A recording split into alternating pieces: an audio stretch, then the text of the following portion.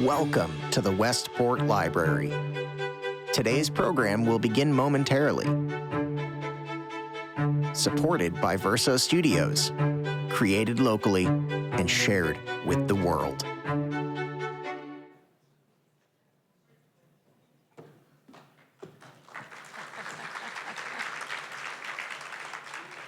Welcome. Great to see a full house. I am Pat Weiser, the past president and current board member of the Board of Trustees of this magnificent library. Yes. As always, we are grateful to all of you and all of our donors for your generosity over the year, which helps us bring world-class programming like this to you every year, so it's great, thank you. In fact, I would like to mention, I think it has been on the screen while you've been sitting here, but that in the fall we have our Story Fest, October 13 to 18, and it's one of the largest literary festivals in the Northeast. And it affords you the opportunity to hear from numerous award-winning as well as debut authors with books coming out in the fall. So mark your calendar. So tonight, the Westport Library is thrilled to be hosting New York Times best-selling author Adriana Trigiani with her newest book, The View from Lake Como, in conversation this evening with Christina Geist. Besides, yes, great. Besides writing books, Ms. Trigiani is a playwright, a filmmaker, a television writer and producer, podcast creator.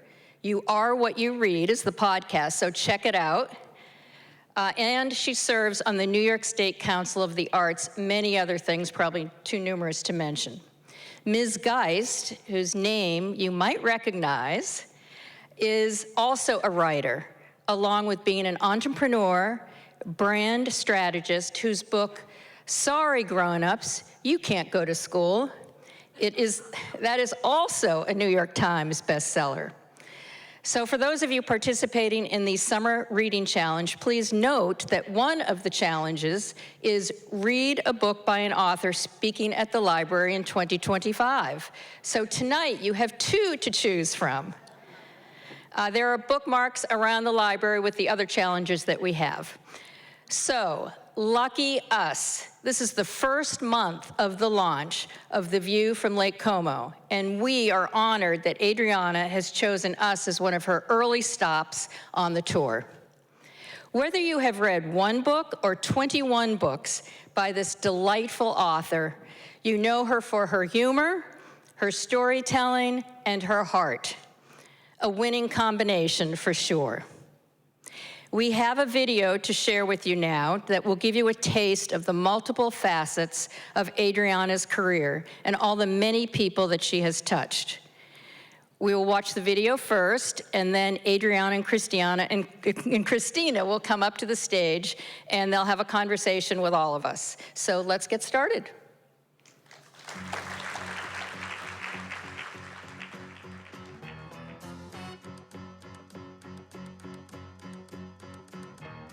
You know Adriana Trigiani? She's another one of my favorite writers. She writes so many wonderful things. Some of them are about the South, some of them are not. But she's a wonderful, wonderful writer, and anytime she puts a book out, I just love it. Hello? Is this my book club? It sounds like you have a crowd there. Trigiani is still working at achieving all the dreams she has for her novels about Big Stone Gap. She's about to embark on turning her novel into that film she had in mind in the first place. It is so good to be Adriana Trigiani. She's a filmmaker, author. She made her feature film writing and directing debut with this film called Big Stone Gap, the film based on her best-selling novel about a small coal mining town. It was shot in her real hometown of Big Stone Gap, Virginia. Your books are always about family and love, but them working together. And you always have like a craft. We make shoes for our brides, not for the world. Well, speaking of cinematic, you happen to be the director of Kath's movie. Yeah. Everyone who's seen it is raving about it. What good or bad habits did you carry from television into writing books? I think it was a revelation for people in the book industry because I was fast. And that only came from television. Adri had a belief in me. When I met Adri, I was on a television show, and Adri arrived at the show as the female writer from New York City, the playwright who was going to save the show for the lady character. What she didn't expect to find was herself as book club queen. We were so impressed with her as a person that I think the two of us bought about 25 of her books. Yeah. For all of our best friends, our sisters, our mothers. Not having read the book. Not reading it. So that is the faith we had in her. Trigiani has now logged more than 150 book clubs. And you hit it every time, Adri, with your books. It's like a bestseller after a bestseller. There's a new podcast out there. We got to tell you about it. You Are What You Read. It's by New York Times bestselling author, one of my favorite, Adriana Trigiani. She's sitting down with some of the biggest names in pop culture, finding out what books shaped their life. You're the best. Thank you, Adriana. I quite enjoyed that. Anytime. I look forward to our next. You've answered 3 questions in 90 minutes. My brother and I used to be, when we were kids, wedding singers. So I called my brother, he lives in Nashville, and I said, okay, I need you in the show. And so he put his band together, The Predictables. And it's basically like a one-woman show comedy with a band.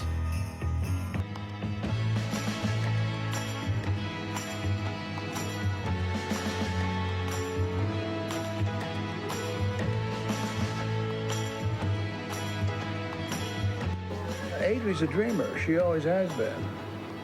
She always has been.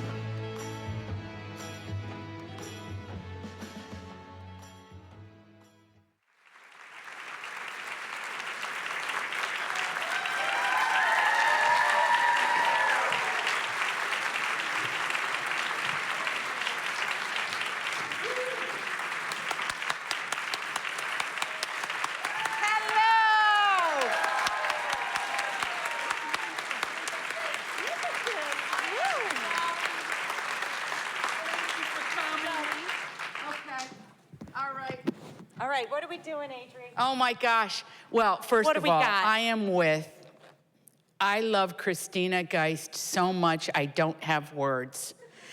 I mean, I so admire everything about you as an artist, as a writer, as a mother, as a wife, as a daughter. And there's your mom right there. There's my mom. You're making me There's your cry. dad. Why are you sitting dad. apart?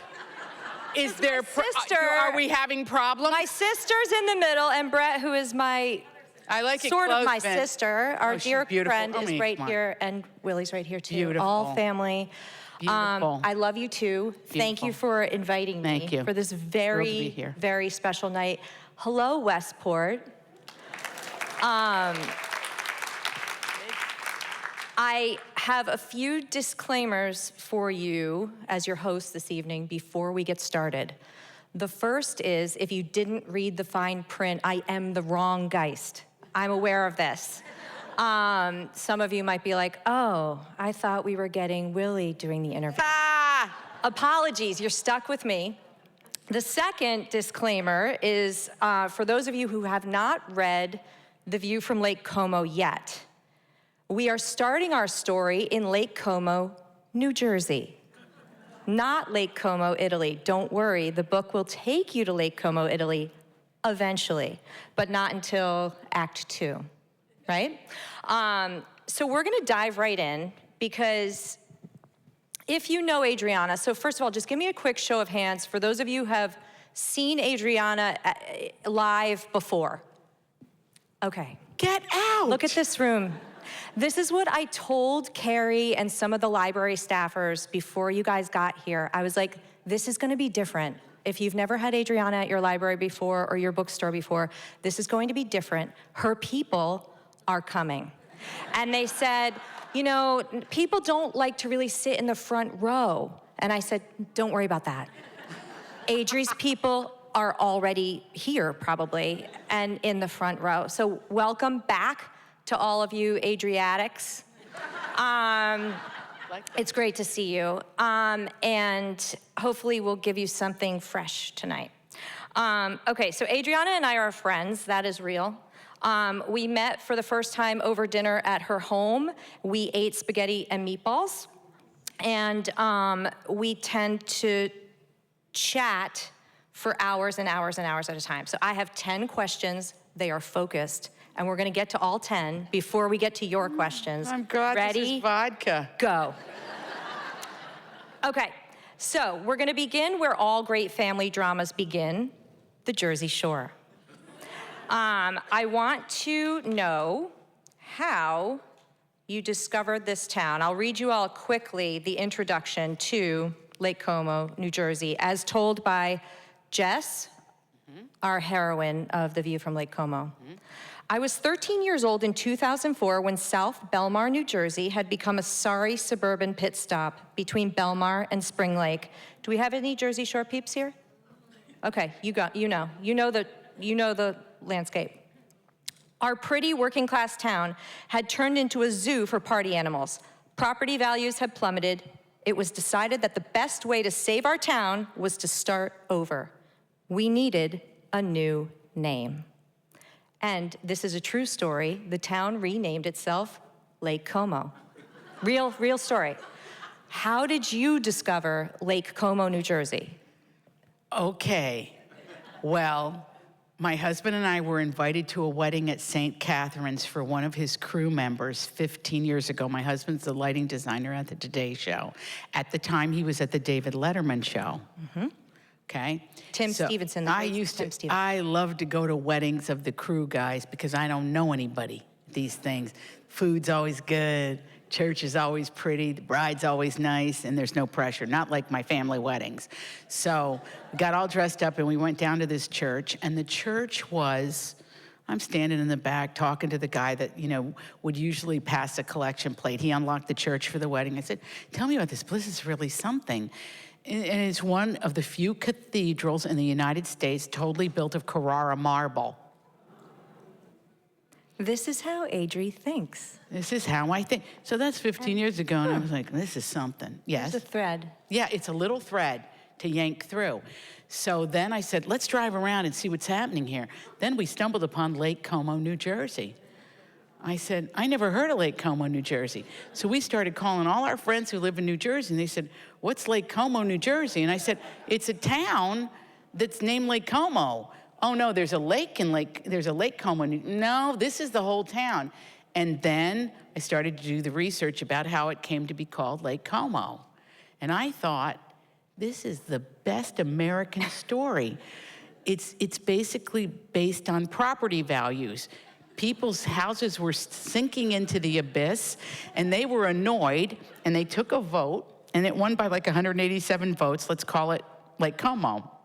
You have English, Irish, Italian, and German settlers, and they decided to go with Lake Como, and they turned it around.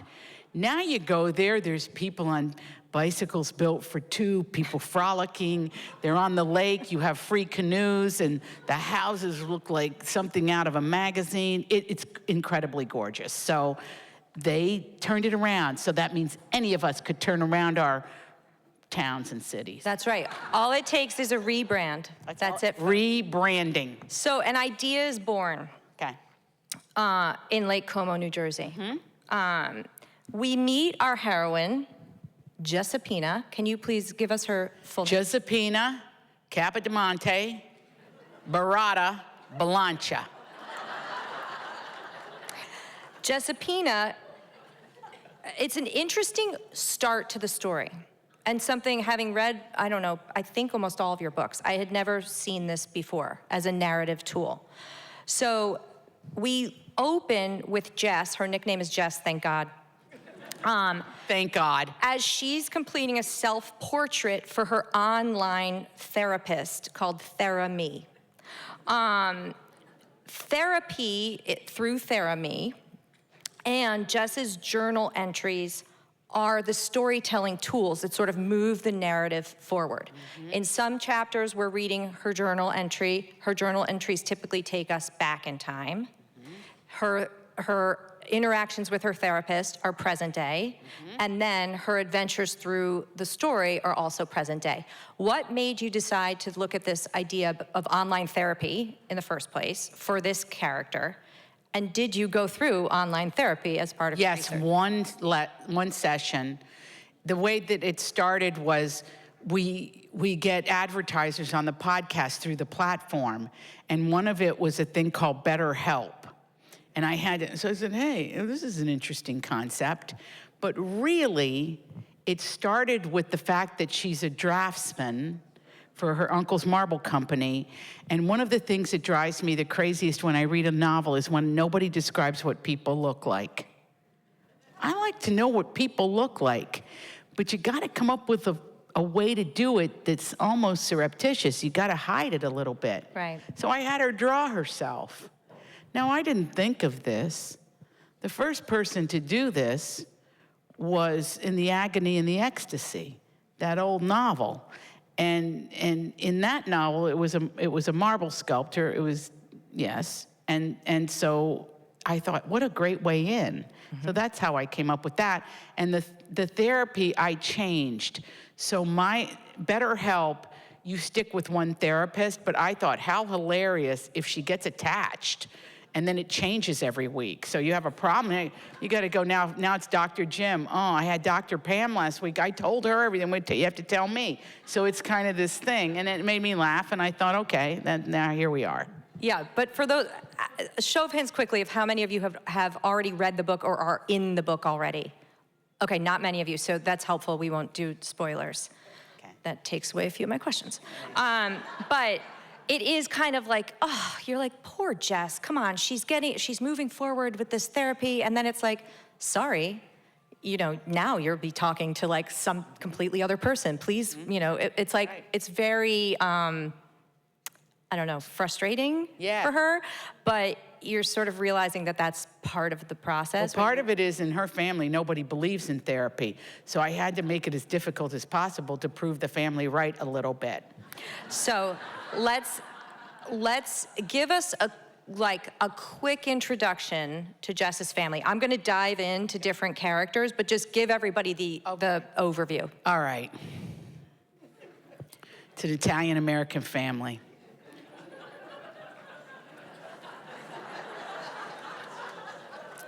They're the family that lives around the lake with all the other members of the family, but they're the family that has what we like to call economic uncertainty, okay? This is the family that has the most kids and the least amount of money. This is very important to me in the storytelling because you are now branded. Before you're born, oh, you're with that poor father of yours that, and he's a wonderful man, but he's not, shall we say, an alpha male, but her mother, Philomena. Oh my gosh, her name's Philomena, but she can't get along with people. She's that person in your family that no matter how you try to work it, they can't get out of their own way. So she is really, she has a brother, Uncle Louis, who our character Jess is very close to. Mm-hmm. Louis and Lil live down the block in the most decorated front yard in all of New Jersey. Mm-hmm. There's a koi pond, there's all this great stuff. There's a yellow brick road up to the front door, bust of Nero, all kinds of great stuff in the yard. And they don't have kids. But the brother and the sister don't get along all the time. So the sister would often put her brother on the island. Now, when somebody's on the island, you're not speaking to them. Right. And you can't get off the island. That's right. And you can't get off that island unless the person who put you there lets you off. I'm gonna read to you the description of the island. Do real it. Quick. Okay. The island was an imaginary place the Caps sent you when they weren't speaking to you. In other families, it's called the deep freeze or the silent treatment. Sometimes you didn't know why you had been banished to the island. When circumstances changed and they decided to speak to you again, you had no idea how you got off the island. And you didn't ask because you didn't want to go back on the island. Okay, has everybody got it? Okay, clearly everybody has this. Anyone in their family. that's nodding their heads has some sort of version of this. Yeah. You know the island. The island. So Philly worked with her brother in the family business because it's the Cappiello family. And he had to fire her because she wasn't good with the public. Like, she'd talk them out of installations. That's not what we do. She'd say, you don't want that. And you can't do that when you're in business. And the business, we haven't talked about the business yet. Yeah. Oh, the business is marble importing and installations. And Jess started working, she's now 33, 34, but she started working for her uncle when she was 18. So they're tight. Uncle Louie's really her everything. Yeah, we're gonna talk about Uncle Louie for a minute. So But did I tell about the family enough, Christina? I think you did enough, because I'm gonna get there too. All right. Thank you. Okay, so the book is dedicated to your 4 uncles. In memory of my uncles, the 4 heavenly horsemen: Orlando, Michael, and Michael. Tell us about your 4 uncles and how much of them shows up in Uncle Louie's Oh my gosh, character. it's a meatball of those 4 guys. So the first one is Orlando Bonicelli, who was a big basketball star at the University of Notre Dame. That's him calling from heaven, making sure that I am getting the details right. My mom's older brother, 2 daughters and a son of Italian immigrants. And my grandfather died when he was 39 years old, and it's chronicled in The Shoemaker's Wife. And his wife, Lucia, is Enza in that novel, okay? So you guys can put that kind of in perspective. All right, he was the coolest. Because he was a star athlete in my family, that was a really big deal, so we always knew that. And then the second uncle is everybody needs a really great Irish uncle, and that is Michael F. Godfrey. And Michael F. Godfrey was a circuit court judge in St. Louis, and wise, when he came to visit us, our house was too cold, so he slept in his raincoat, okay? He was that guy. And his wife is my mom's twin sister, okay? Then there's Michael F. Ronca, and Michael F. Ronca, well, there's some things there. I don't want to really get into it, and I won't. He's in heaven now. It all got cleared up. But he was a great guy and just a wonderful person, and really brought a piano from Pennsylvania when I did my first club act in New York. And I just have a vision of him pushing that piano up these rickety stairs of this nightclub. It was great. And then the 4th one just recently passed in December. Now, I had been on the island for quite a while.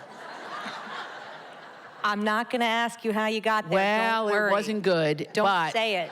I decided it wasn't worth it, and I went over to his house, and I just had to sit there for 6.5 hours to hear all the terrible things I had done. But then at the end, we hugged, and it was over. I was off the island for good. And then I was back in his good graces till he died, for 4 years, which was really nice. I mean, I don't recommend, but see, here's the reason even if he would have happened to die during that time, it would have been okay, because I'm a Roman Catholic, and what that means is that we believe in the afterlife, and we'll just pick up on the other side. Right. Yeah. Yeah, why not?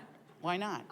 It's that's really my belief system. So Uncle Louie, the meatball of these 4 men, and probably, I'm sure, other characters in your life, Uncle Louie is a central character in this book. For those of you who haven't met him yet, you're going to love this guy. You'll love him. He's very funny. He's very sharp. He's a great dresser. He runs the marble business. And Jess, our main character, our heroine, is sort of his protege in the family business, right? So she's his niece, and her mother couldn't work in the family business. Philomena got fired.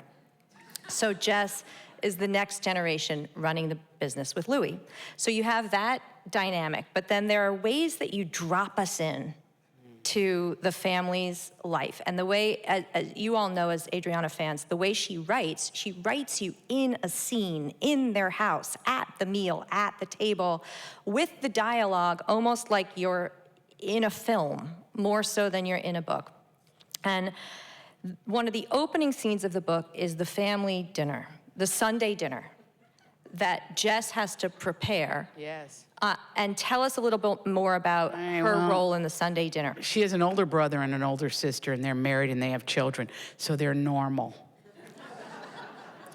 Jess was married to the boy she fell in love with in the 4th grade, and it didn't work out. And you don't know why at the beginning of the book, and you just can't believe it. And I love Bobby Belancha. He's the town butcher. He's really cute.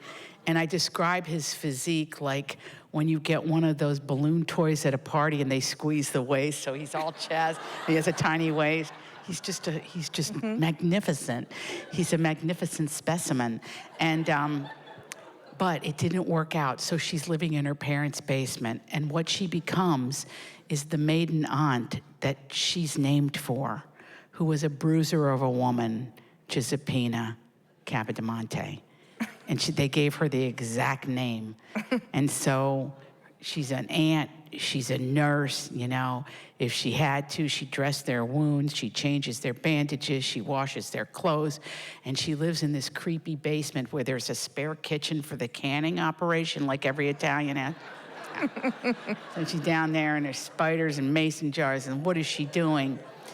And one of the things she learns is that you cannot come out of a depression when you stay in the dark.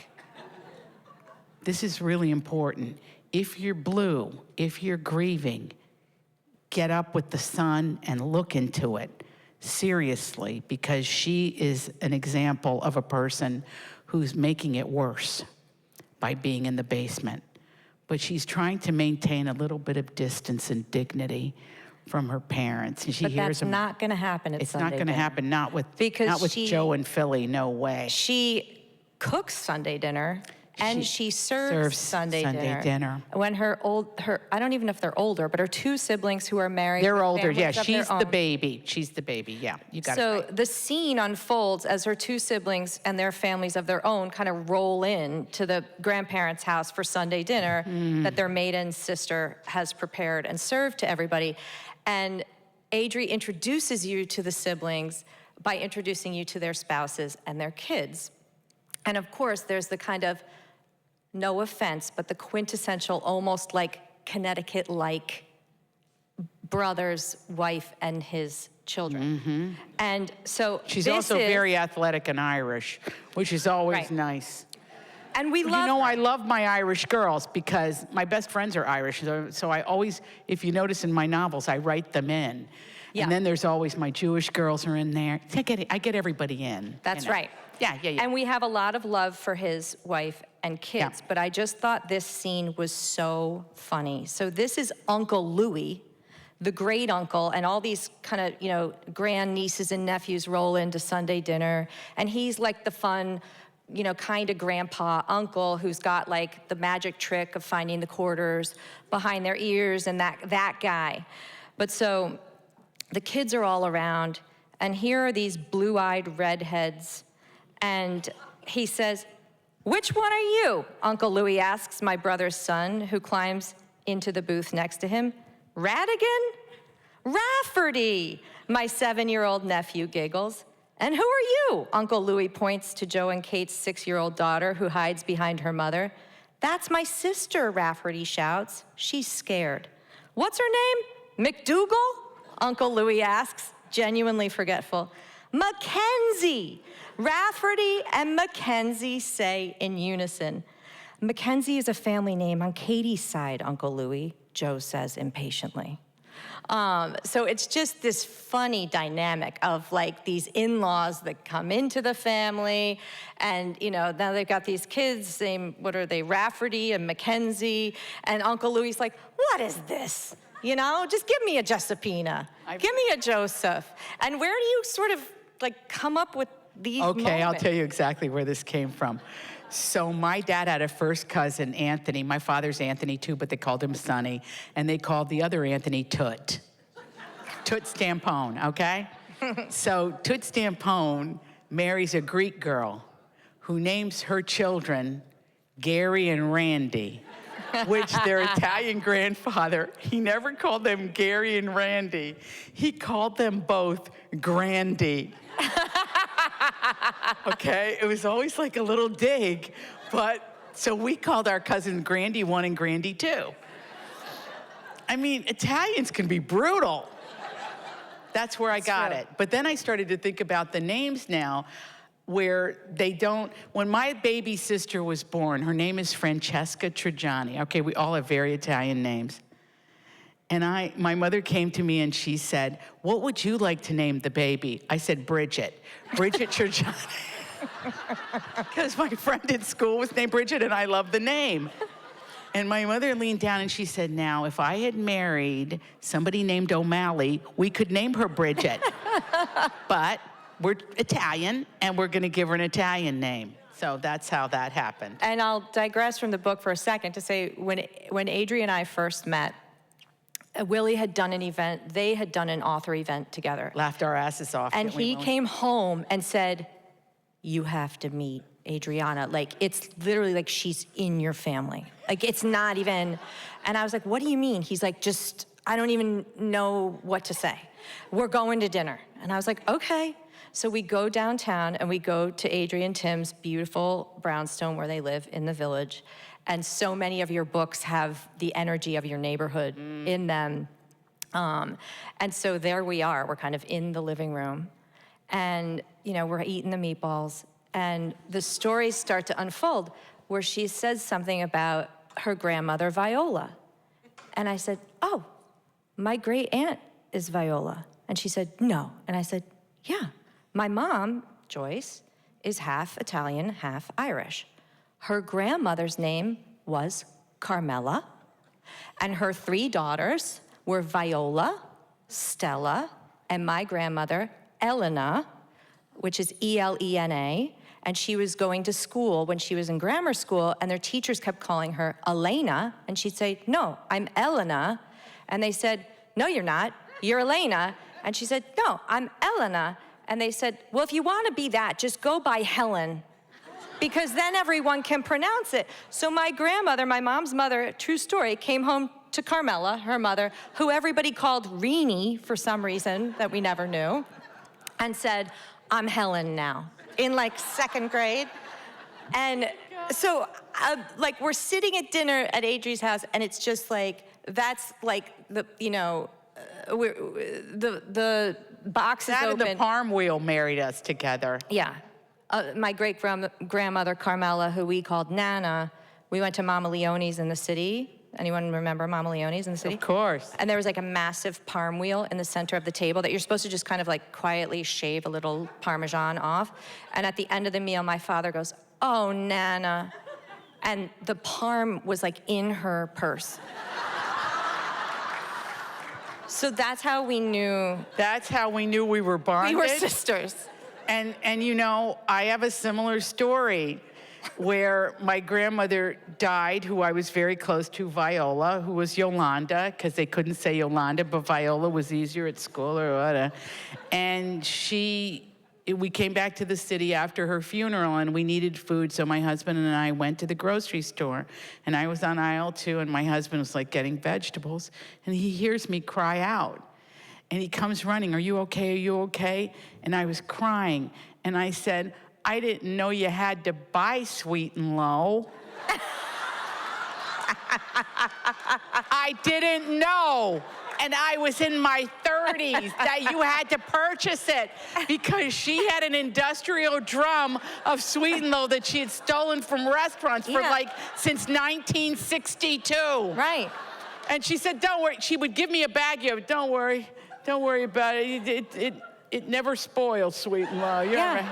Chemicals, you're fine with it." You know? No, you almost didn't even know that Sweet and Low existed anywhere other than your great-grandma or your grandma's like drawer or bag or purse. I mean, Nana had like those, we'll move on from Nana in a second, but God rest her soul, we love Nana so much. And she lived to be 97, she was like the best.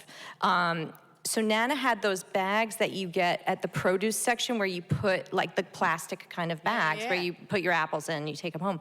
She would line her purse with one of those because you never know what's gonna be, you know, out there. Oh my God, and that you is don't so wanna great. like put the roll directly in your purse. Come on, that's not civilized. So it would be lined with one of those. That is so brilliant. Do you have Did she have a full set of cutlery from TWA Airlines?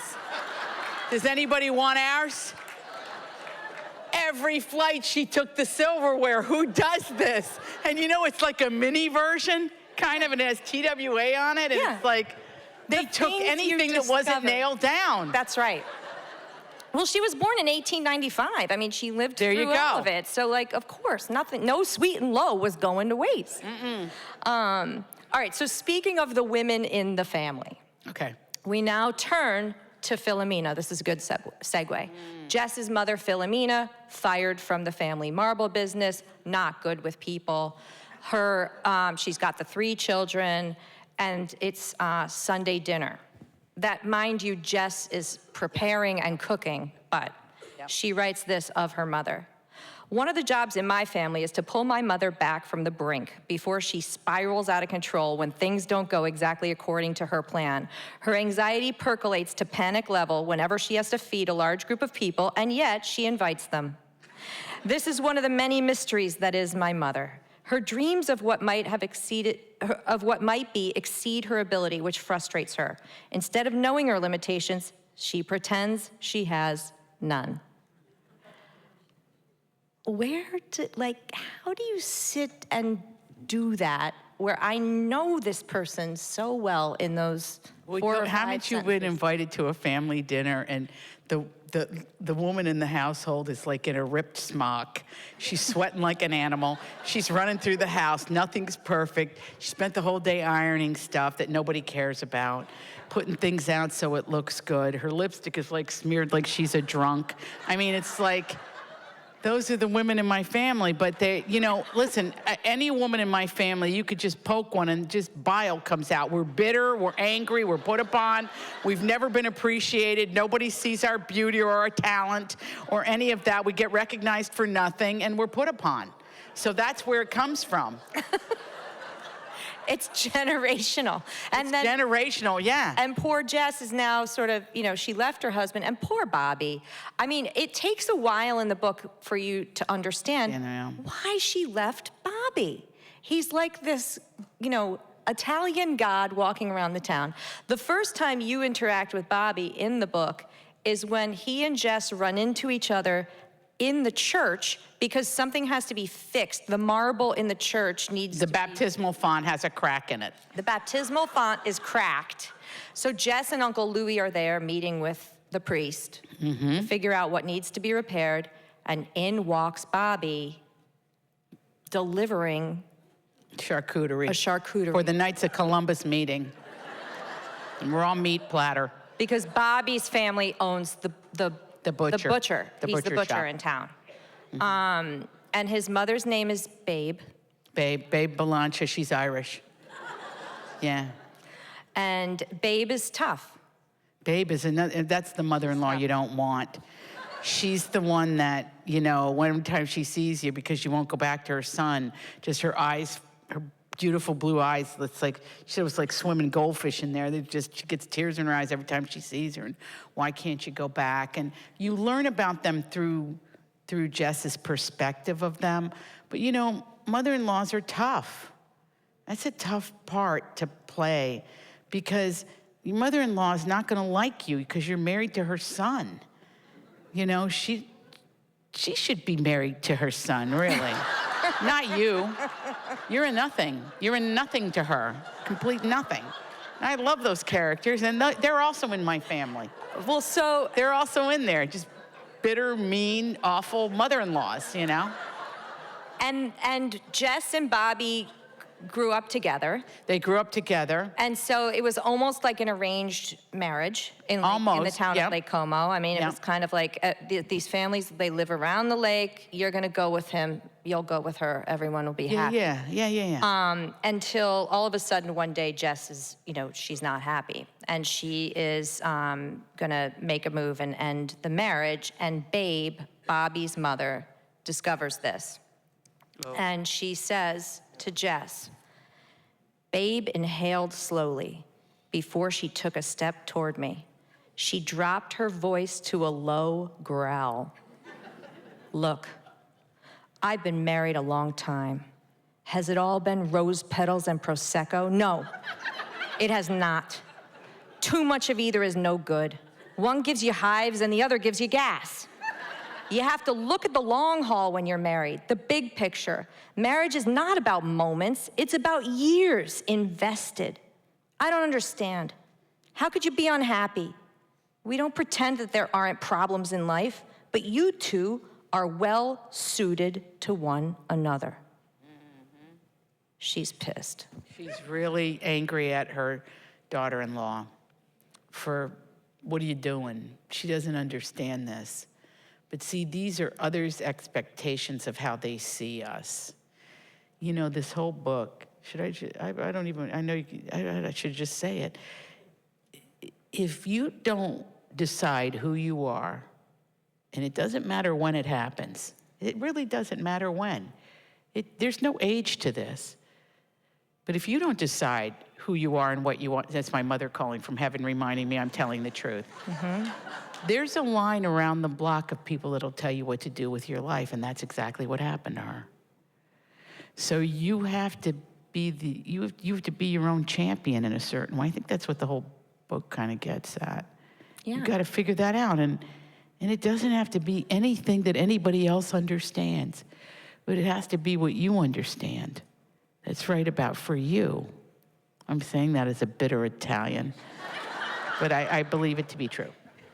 And for Jess, this is sort of, there's a pivotal moment in the family, and I don't want to reveal too much, where it propels her to leave this Lake Como and move and leave and get on the plane and take this adventure. Her passport has never been stamped. She has a passport. She renews it every, what do you renew it? Every 5 years? But it's never been stamped. And so all of a sudden, off she goes. And we move the story to Italy. And don't worry, she gets to the real Lake Como. Tell us about the different locations in Italy where she then goes and kind of, obviously the marble, we had to get to Carrara, but sort of how you decided to take her on that journey. I get obsessed with people that survive by the labor of their own hands, which I would say in this room are most of us. Most of us. Or we come from people who made things. Or we come from people that worked in factories.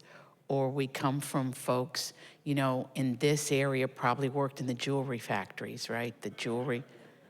Or figured things out that way. If you were in construction, sometimes you got into marble because you needed it to build things. See, there's always like in my books, how is something made?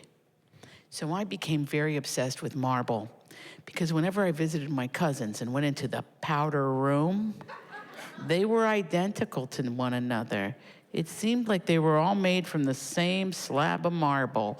It was pink with a little gold flurry through it. And that's arabescato. And why is it everybody in my family has the same marble? And you forget where you were when you went to the ladies' room. You'd be like, who am I visiting?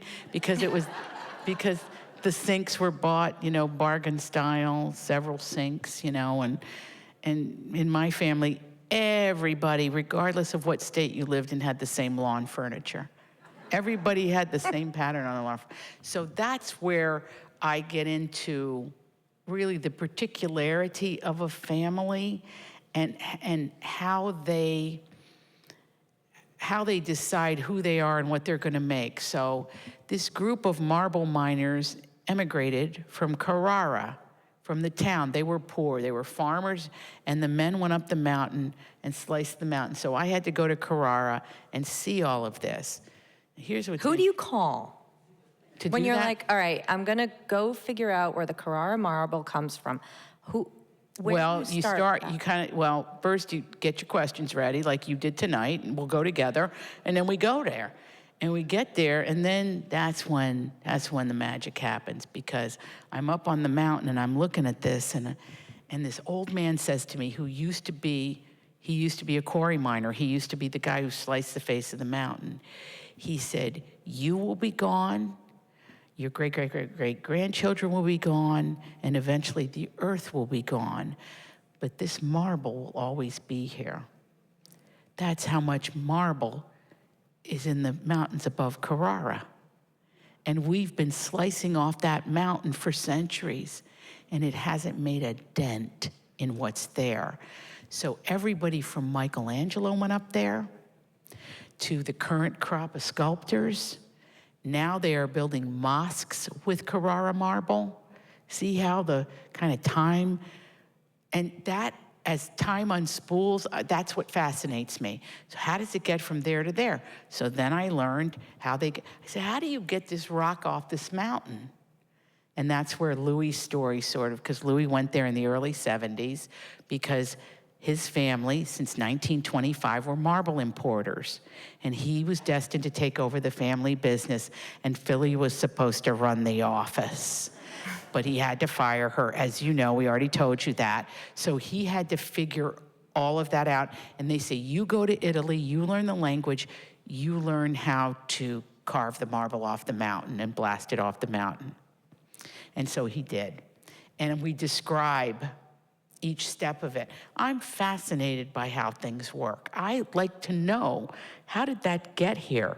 So then, there's a scene, of course, in Perth Amboy, New Jersey, when it comes over, and marble comes in sleeves. It comes in sleeves, and it's hoisted through the air off the boat, lands on the dock, and the men stack it in these wooden sleeves to be sold and moved around the state of New Jersey. So that's sort of it. I mean, it had to have been a fun trip. Oh, yeah. I mean, there's this thing they eat over there. I put the recipe in the book because I couldn't believe it. It's called lardo. Now, I was home. Right. I forgot about Well, I was home the other night having a Diet Coke, and as I want to do, and I watched Stanley Tucci's show. Look it up. I sat there and I went, did he read my book? Because he did the lardo. And what lardo is a kind of pork fat. It's white. It's fat. And you dress it with herbs, and it is sealed in a marble kind of, it looks like a casserole. The lid is tight. There's no rubber on it or anything. This is like from centuries ago. And every family has one of these things to cure the fat. So I thought, oh, I don't want to eat that. What is this? It's the most delicious thing you're ever going to eat in your life. They put it on bread, and it's like a little thin ribbon. It is the most delicious thing. Now, you say, is it good to eat fat? Well, I think they needed a high-calorie food because they were like acrobats on that mountain and harnesses and ropes, cutting that in the hot sun. And you have to sustain yourself up there, and so that's where the lardo comes from. But that's the kind of stuff I love when I get in a town. And I picked her apartment out on the town square where she would go. She's going to rent a room, a furnished room. So that's the stuff I get into. And I went to all the churches, and I found, as I was going to one of the churches, there was like this abandoned farmhouse, and I had my eye on that. So that's kind of how we do it. So she gets to Italy. She first sees Carrara. Then she makes her way. She goes on a truffle hunt one day. She goes on a truffle hunt. I mean, I kind of give you the full menu of what you can do in Italy. You just hand it over to a travel agent and say, I want to do this trip. And you can do it. And the truffle hunt, that was the most symbolic. That's outside Siena in the hills. And she realized when she was on the truffle hunt how deeply things are buried in the psyche, like the truffles are deep in the earth. And sometimes you dig and dig and dig and you can never find the answer. You think you can't, but you got to keep digging. So that was what that was about. And then, of course, it was delicious on the pasta later. It never hurts you. And then she obviously ends up in Lake Como. Absolutely. So I'm a product of a mixed marriage. My mother's people are from the Lombardy region, Lombardia, up the mountain near the Swiss border. I like to think that the Swiss influenced them. They don't yell or scream or throw things, okay? They're very calm people up on the mountain. So that's the Bonicellis and the Spadas. Then my dad's people, his mother, Viola's from the Veneto. They're Venetian. Is anybody here Venetian? Oh, those people will cut you. Avoid her. They are the meanest, toughest. Oh my gosh, they are the original merchants. And you can't cut a deal with those people. And I don't even recommend getting in a gondola. If they get mad at you, they'll just throw you out and feed you to the sharks. I don't care who you are. Now, my dad's father was from this little town called Roseto Valfatore, near Foggia, and it just hung off the mountain like a loose tooth. It's the worst. People aren't very bright there, but they're nice. And so that's my mixed marriage. Where I come, that's my people. So the reason I go to Lake Como is for that Bonicelli side, because it's close to Bergamo, where my people, and then up the mountain. So I write really where I really know the people. I try to do that, where I really, really know them. And then when you go, you can be the judge, and you call me and go, oh yeah, I got it. Got the Venetian thing, I got the, yeah. And I can't tell you all, readers, what happens when Jess gets to Lake Como. That wouldn't be fair.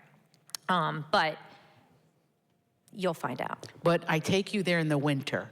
That's right. It's really important to me. It's not Catherine where you expect, when you think of Lake Como, you don't expect it to be the winter. So it's New Year's, right? It's New Year's Eve? It's New Year's Eve. And somebody said to me, oh my gosh, that hotel, the Villa d'Este, is so expensive. Well, I called over there. And it's cheap on holidays because it's so cold up there, nobody goes. So she's got the cheapest room in the most elaborate hotel. And I had her for a long time in the drafts of it at a different hotel.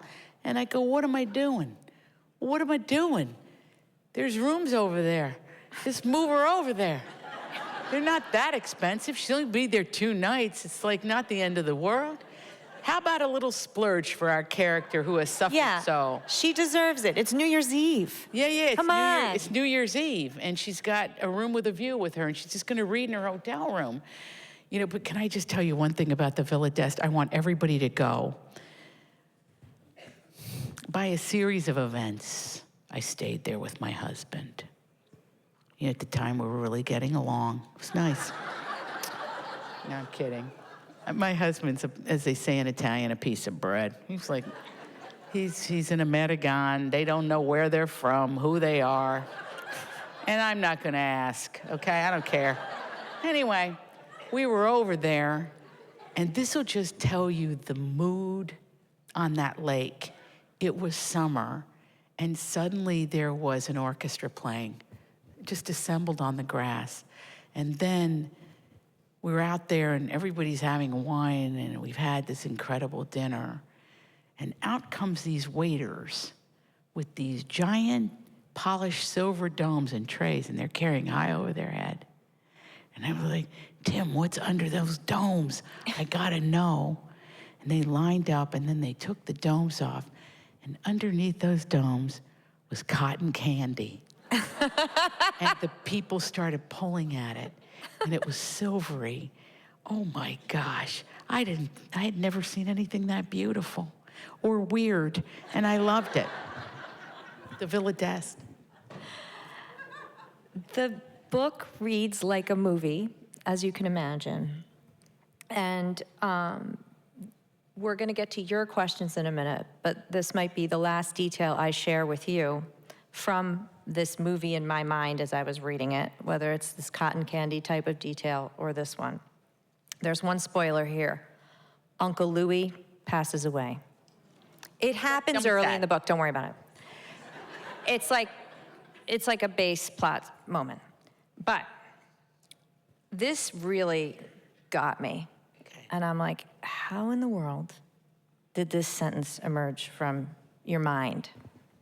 So, at Uncle Louis's funeral, his longtime business colleague, whose name is Googs, Googs, sends, as you describe it, a large, round floral replica of the face of a clock made of red carnations with Uncle Louie's time of death in clock hands made with yellow carnations with a card signed by Googs, "Remember the good times."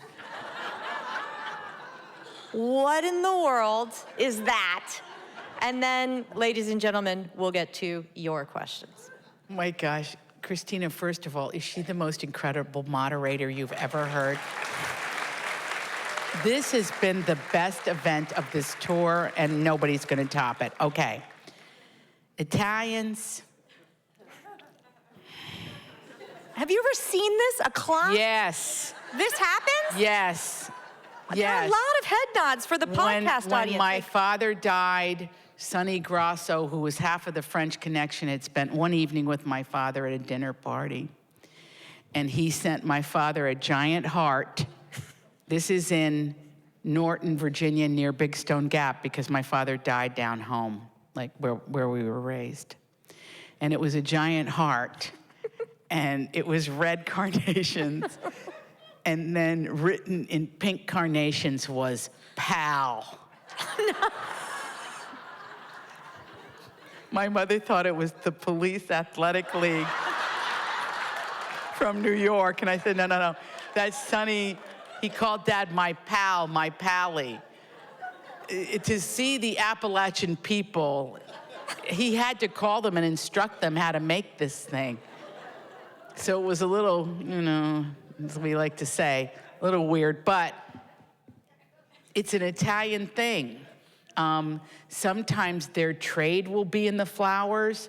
Like, let's say they're a butcher. It's gonna be a big, like, machete and flowers. Or if they're a driver, it'll be a steering wheel made of carnations. And it sounds tacky. Maybe it is, but I find great comfort in these traditions. I really do. I kind of like them. Well, I'm like, I guess I'm You've not never Italian heard of it. enough. No. Will you? I mean, I'd never seen it. I'd never heard of it. And I'm like, it's like a throwaway sentence in this, 300-page novel, and was one of the funniest things I've ever read in my life. So I'm so glad. you for that. You know a Joyce, don't you know them?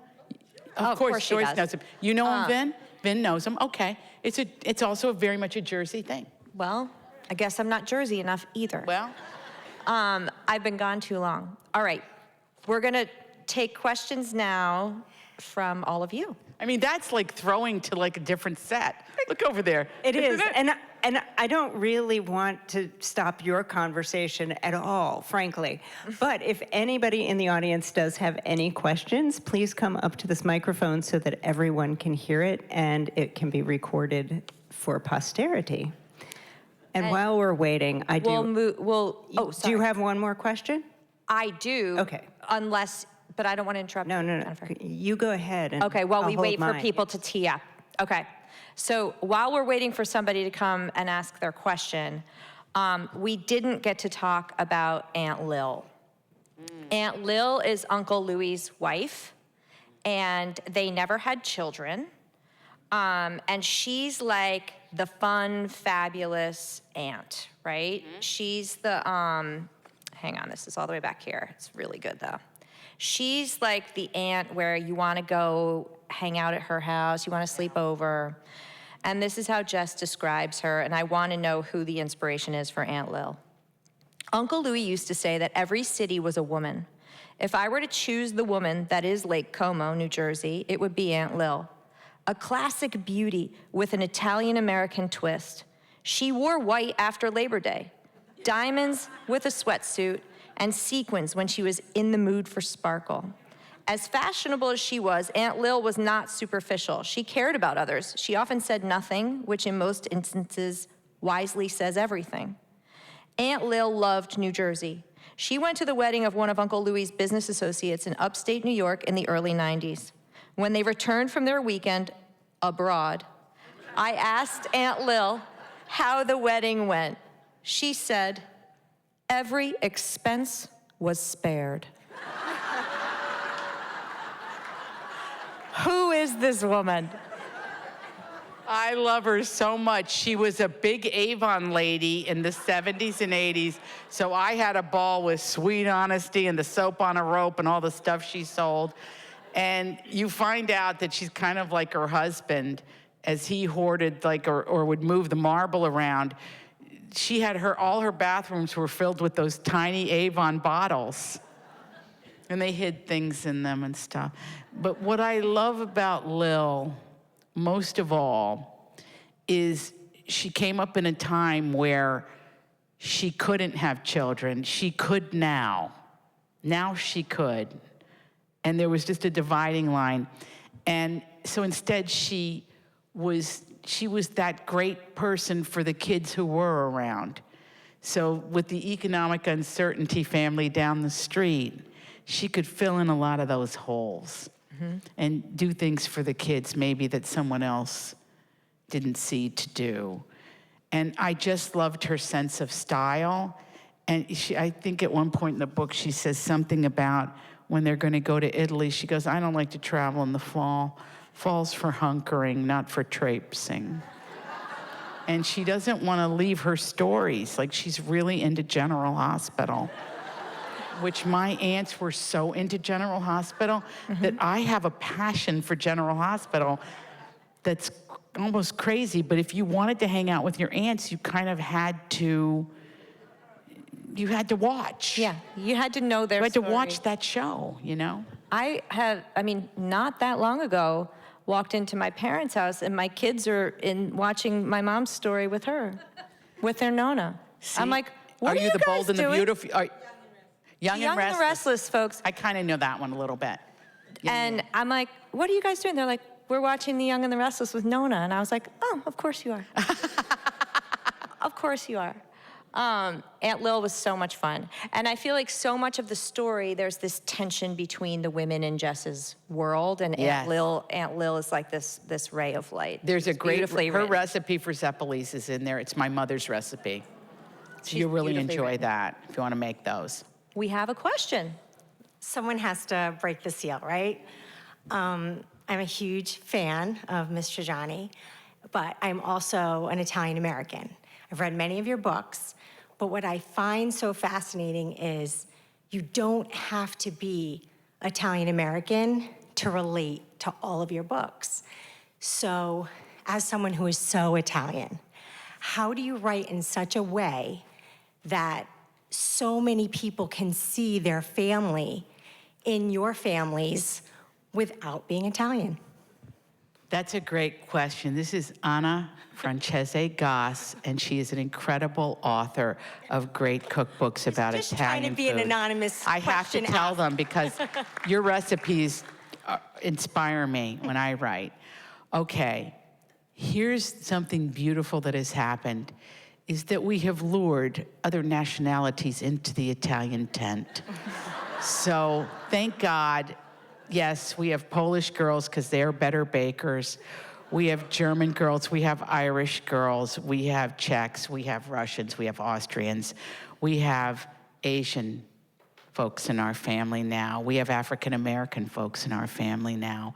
So it's become, to me, why people are compelled and attracted to the country of Italy, is because every culture has a footprint there since the beginning of time. So Italy has always been the great melting pot. It still is. And I feel everyone can relate because they know these people. And sometimes, too, the Italian traits are shared by other cultures. You know, we aren't the only people in the world that hoard Sweet and Low. I mean, some English people are hoarding it, right? Some Polish people are hoarding it too. They're doing Got some it. Russians who are hoarding the Sweet and Low. I mean, now taking the silverware, that might be uniquely Italian on TWA airline, but the rest of it. So I feel Italian is something everybody relates to on a certain level. Yeah. Don't you think? Yeah. I think you're right. Thank you. Thank you, Anna Francese Goss. Great question. Hi, Adri. It's Marilyn Thomas. Marilyn, you... How are you? Marilyn, you look like $1 million. Oh, so do you, I Adri. haven't seen you in so long. I know. Last time I saw you, we were having dinner with our friend Dee down in... Well, that is part of my question. You got it. First, when are you going to turn this book into a movie? Okay. Second, did you write Dee Emerson into it? Well, Dee isn't everything I do, you know. Dee is, how am I going to describe Dee? You can't. Dee is a Southern angel out of Alabama, who lived in the boarding house I lived in when I first moved to New York, which is the Millbank House for Women, run by the Ladies Christian Union, if anybody cares. It was $100 a week, 2 meals, laundry in the basement, your own room, shared bathroom. I would still live there if I could, but they closed it. I mean, it was like the no-hassle way to the top, man. It was like fantastic. So the friend Dee you're referring to, she's the girl in the crowd who's like the most supportive of every endeavor that you have and always putting herself. She's a little bit Jess, honestly, Marilyn. She's a little bit her. What was the other part of the question? When are you going to turn this book into a movie? We're trying to right now.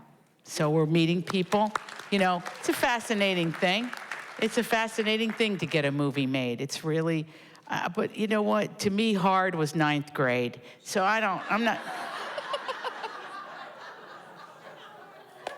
So this is a cakewalk. It'll be fun. Thank you, Marilyn. Oh my God, so happy to see you, honey. Hi. Hello. Actually, I have a fun fact rather than a question. Okay. In 1987, when my daughter here was a freshman at the University of Notre Dame, I discovered your books. My husband and I went out for Parents' Weekend, and we walked into the library, and there was a huge display of Big Stone Gap and Adriana Trigiani's books. Why are they here in the Notre Dame Library? Well, my husband was an architecture student from 1950 to 1955. Oh, I'm going to cry now. And Go ahead. he knew your mother. And so I thought I'd just have to tell you because I've been a fan ever since. I've read so many of your books. And my husband's died last year, but he was a Westport architect. Some people might know of him, Vallis and Carpenter. And so I'm Mary Jane Vallis, my daughter Sharon Vallis Myers, and I've just been a fan since 1987. Oh my God.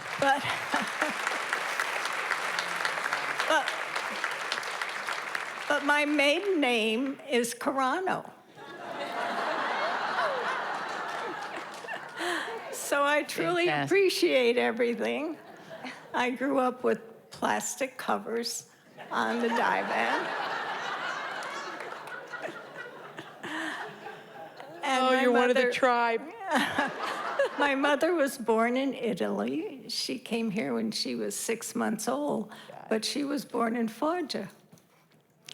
And so there's so many connections. So I also saw you with my other daughter when you were at Fairfield U. And I remember you, I think you auctioned off dinner in your apartment for Fairfield U that night, and I was so impressed. But thank you very much. Oh, please don't go, and please stay after so we can talk. Oh, I'd love Can I tell everybody about my mother? My mother, I used to make a joke about my mom that you didn't have to salt the gravy in our house because she cried into it every night. My mother was a big crier, and she was, you know, her father died when she was 8 years old, and over time, my mother always had like a very deep connection to any kids who lost a parent or whose parents were divorced or whose mother or father weren't there. She always had a thing about that, but But when she went to the University of Notre Dame, see, there's a theme here. Her brother was an athlete there, and they had graduated, the twins, from St. Catherine's in Minnesota in library science. My mother could read and write 3 languages. Oh. I didn't know it till she died. I also didn't know, because we found this out, the University of Notre Dame, upon her death, sent us a letter. My mother there was a closet with some old dusty books in it, but my mom created the architecture library at the University of Notre Dame. My mother was quite artistic, didn't know that either. She, and in the letter it stated that without our mother's contribution, that the architecture department at the University of Notre Dame under Professor Frank Montana would not have been accredited. Now, I tell you this because every book is about that, is that half of history hasn't been written because women aren't in it. This isn't a hard leap to make, but my own mother didn't tell us. Why?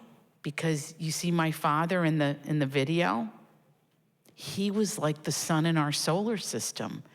He was the eldest born in his Italian-American family. He was the prince. He was the center. And we served. So that really got me. Yeah, that's my mom. So now you know. And yeah, now you know. But I thank you so much for that, and I can't wait to meet you afterwards. Yes, dear. My name is Denise DiGregoli, and I also am a mixed... Can you say your name again, the last name? My name is Denise DiGregoli. DiGregoli. My father is Sicilian, and my mother is Abruzzi in Vento. So you can imagine how the hair would fly. So I do have a question. I can't follow the lead of that fabulous lady before me, but Italians tend to be secretive, right?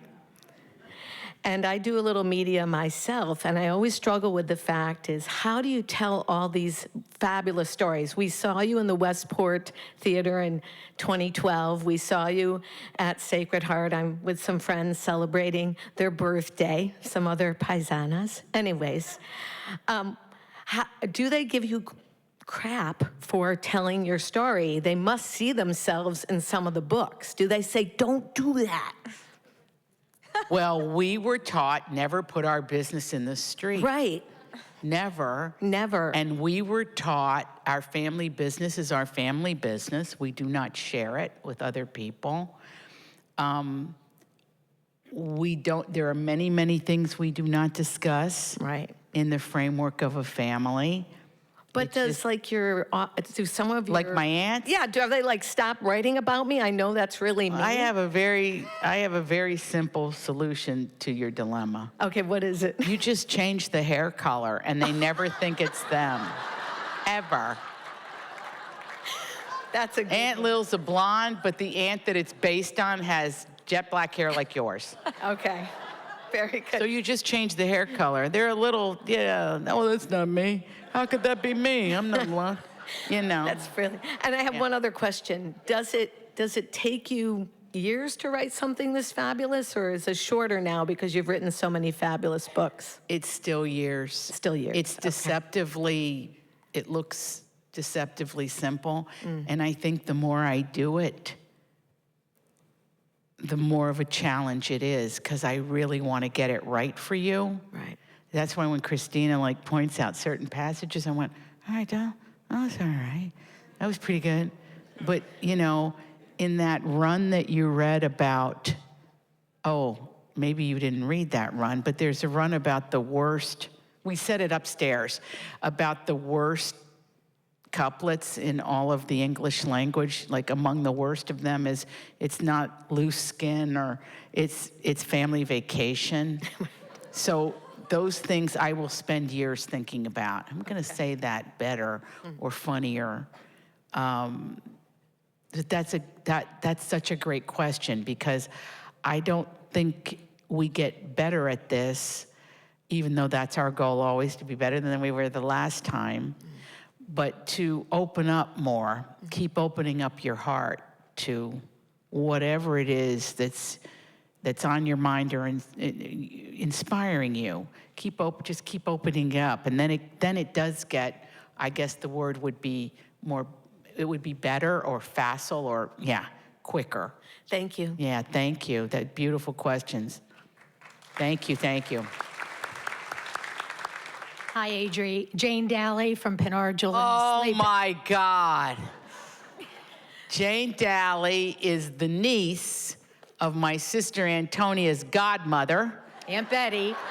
the great Betty Dole, an Italian girl who married a lovely Irishman, and they didn't have kids. No, they didn't. Now see how that sort of seeps in a little bit with Aunt Lil and Uncle Louie. But she was the aunt to all of us. Yeah, she was the one. We had more darn fun with Aunt Betty. But I guess this is more of a statement than a real question. Okay. But I remember growing up, and always Aunt Betty was going out with Viola. They had plans that night. My grandmother Viola. Grandmother Viola. They traveled together. Yeah. And every time I went over to Aunt Betty's house, there was a new hard copy book on her coffee table with large print. I said, who's this Adriana Trigiani? Because I went to school with all the other Trigianis, but I never met you because you lived in the South. That's right. You didn't stay up with the rest of them. No. And Aunt Betty was so proud of you. Really. God, you're really making me cry up here in Connecticut proud. tonight. And that's Westport is a thing. Oh, and we're happy to have you in town. But so proud of all your books. So all those hard copy books were distributed to the family. And I know you send them to other aunts as well. But I just wanted to say. Oh my God, I'm so happy to see you and thank you. You know, Aunt Betty was the coolest. Well, she had the best legs. She had the best legs. She was little. She was petite, jet black hair, gorgeous. And she had a lamp in her house that was a hula dancer. Oh my God. And her house was architecturally perfect because her husband was a builder. And one time, this was told to me by my grandmother, Merv Griffin wanted to buy her house. That's a true story. That's a true story. Yeah, that's how cool her house was, at the top of a hill in this little town called Flicksville near Rosetta. And now it's a vineyard. And now it's a vineyard, yeah. It's a vineyard. And That's I know you were right. just back last week. Oh my But gosh. Again, I want to thank you for coming to Westport. Oh my God, I'm so Can't happy wait to read- see you and love you. Thank you. If I can take a second before we wrap up, Jennifer, and just say, go ahead. for those of you that are not Adriatics, that maybe are meeting her, this wonderful friend, for the first time, because I think you're a friend now to everybody here. There are, I think, maybe about 450 of you here. And I know you feel like you've met a new friend, even if you didn't get the meatballs, but someday you will. What I think is really special about you, not just that you write these stories and you transport us to these wonderful places with these wonderful people that are beautifully flawed in their own way. But as a writer and as a friend, you are so incredibly generous to your readers, and you have such respect for your readers, whether that's the podcast that we're doing right now, You Are What You Read is the podcast that Adri hosts, or just the phone calls and the network of other writers and other creative people that move through your world, myself included. When we first met, you won't remember this, but I had been a stay-at-home mom I was out of the game, and I had been writing stories by myself off to the side. And nobody had ever seen them, and I hadn't really spoken to anybody about it. And over the meatballs, Adri just turns to me at dinner and says, well, what are you writing? And so I could tell. She could tell. In there. But also, she invites you, the reader, or you, just the person who's here who's now met her, to really go home and think about, what are you gonna try? what are you going to do? And that's kind of the story of Jess, but I think that's also the story of Adriana is, hey, go do it. And as we say in our family, who's better than you? Oh, that's such a great thing to say to your children. And the answer is nobody. Nobody's better than you. No, wow. So thank you. Oh my God, I love you. For making all of us feel that way. I love it. I would love to leave you there. I would love to leave you there, but you know, as an Italian girl, I have to just point out a few people here. Please do. Okay, I want to start with your mother, Joyce Sharkey. Okay, Joyce, let me tell you something about Joyce, okay? She is a man magnet in Italy, okay? I called Christina and said, I'm going to Bergamo because they're honoring my uncle, who was the editor of the Lecco di Bergamo, and they're going to play the Big Stone Gap movie on the mountain. And Christina was like, oh my God, my mom's going to be in Bergamo. And I said, oh, we're in now. Yeah, she was going for work. For work. Going on a work going over there trip for to work. Milan. You guys, and it's I'm like, cold. Wait, yes. I think my mom's going to Milan the same time. Yeah, exact same time. A match was made. So we figured it out. And Joyce came up the mountain. Nobody goes up that mountain. It's snowing, it's icy, it's December. She throws that scarf on and she comes up the mountain. She enchanted everybody. Well, she gets to the top of the mountain and we're supposed to show the Big Stone Gap movie, and the FedEx truck doesn't arrive with the movie from California. So Joyce says to me, I'm gonna sit on the front row. You just act it out for the people. Just tell them about it. They won't even miss the movie. Okay? So I did what she said, and it kind of worked. It's because they're Italians, and they just wanted to be out at a theater. They didn't care. There was no movie. We were just vamping. I'm in English, and then we had this girl translating for the people. Oh, great, and all of that. And then we went out and celebrated, and I kept thinking about you, Vin, because, man, the men were all over her. And I'm like, what cologne are you wearing? She was toasting and cheering all the people in the town. Anyway, I love her so much. I will go anywhere with you. And you know, you and your husband raised the most incredible family. Your kids, I don't see them fight. I don't see no island over there. And I'm like, the Italians in there, there must be an island in there somewhere, but never. It's like she's made you cohesive. And I think when you married the Geist family, I really think they're even very cohesive. Anyway, they're just incredible people. And Vin, you know I love you too. And you know, you didn't come to Bergamo. Probably better that you didn't see her throwing down with the men up there. It's all very chaste, but things were happening.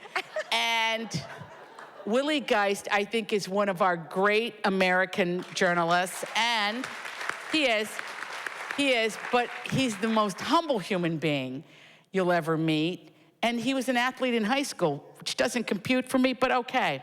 Okay, now over here, I have to introduce Kit. I've been wanting to tell you this for months, okay? Kit Shapiro is here. In this town, she owns a shop called West. Her husband is sitting with her. He's very handsome. Kit Shapiro wrote an incredible memoir about her mother, the great Eartha Kitt. And we all love your mother, but here's what you need to know. My daughter is an Eartha Kitt fan. She watches everything your mother did. She can't get enough. It's an incredible gift, and she continues to be an incredible gift, and you are. And that memoir, everybody get it. Okay, now sitting next to Kit is Susan Fales Hill, a name you know. She is an incredible television and writer-producer. She hired me on my first gig on A Different World in 1989. And we have been friends ever since. She's a beautiful wife and mother, but she's so gifted. You can read Always Wear Joy, which is her memoir about her mother, the great Josephine Premise, who was, well, how can you describe her? She was the toast of Paris and one of the great recording stars, Broadway, the whole deal, of the last century. So I'm so touched that you're here. It's kind of killing me, okay? And then my friend Mary Ellen Gavin is here from St. Mary's. Her husband's a doctor. If you have a mole, give him a call. Wonderful man, good man. And is there anybody else here that I can't see that is related to me? All right, over here, who we got? Oh my God. Oh my God. Okay. Antonia Calzetti is Rip and Kitty Calzetti's, my dad's first cousins. Calzetti means little socks. Now, 5 daughters, and I used to call her father Mr. Bennett, but his name was Rip Calzetti and Kitty. Kitty, my dad's first cousin, which I have mentioned, but this is a brilliant young woman, and I'm crazy about her. And she's the only girl in her family that kind of got the Italian name. The rest are like Kimberly, Allison, right? Melanie, okay? And then the baby is Antonia. Anyway, I'm so happy to see you. She's my cousin. And who are you sitting with? Okay. Her friends. Good to see you. All right. Is there anybody else I'm related to in Westport? You never know who's going to pop up. I mean, Christina Geist, the book that, I don't have it on the stage with me, but she wrote, without any prompting, any idea, just called me one day and said, I'm writing this book, and it's about the rules of living for the road when you let go of your child. And it is a beauty. It's a beautiful blue book. It's right. Get it. Give it to the graduate that you love, or give it to the mother who can't stop crying because her kids went to college. I, on the other hand, found college to be, I would like to write a check to every college in the United States of America. I think it's the most wonderful thing that you get to fob these kids off on somebody else for 4 years, and they come back to you with a job, educated, fine manners. It's a beautiful thing, and you're about to let your Lucy go, and I just want to tell you, you're going to cry for 48 hours, and then you're going to wake up and go, my God, oh my God, half the laundry that I was doing has to be done. She's on her own. It's beautiful. So your family's very dear to me. I consider you family. Me too. Consider you all family. I do. And this has meant the world to me tonight. And like I said, this was my favorite stop on this Lake Como tour. Thank you, Westport, Connecticut. Thank you, Westport. Love you. Adriana and Christina, thank you so much. I know that we could probably all sit here for another 2 hours. Except Jennifer, where's anybody going? Well, we can find that out in a minute, but I just have some more information for these folks here. We have a few extra copies of The View from Lake Como. So if you'd like to purchase a second copy for a friend, family members, anybody, we have some out in the lobby, the hub. And Christina's books are for sale right here behind me. And I would say, you know, what are you doing next week? Because we might have a night free. But thank you so much for coming. Thank you, I'm Jennifer. starving for Italian food and for a trip to Italy now. But I'll try to stay here for the rest of the night. So thank you so much. Thank you, Jennifer. The hostess with the mostest. Thank you. Good night, West.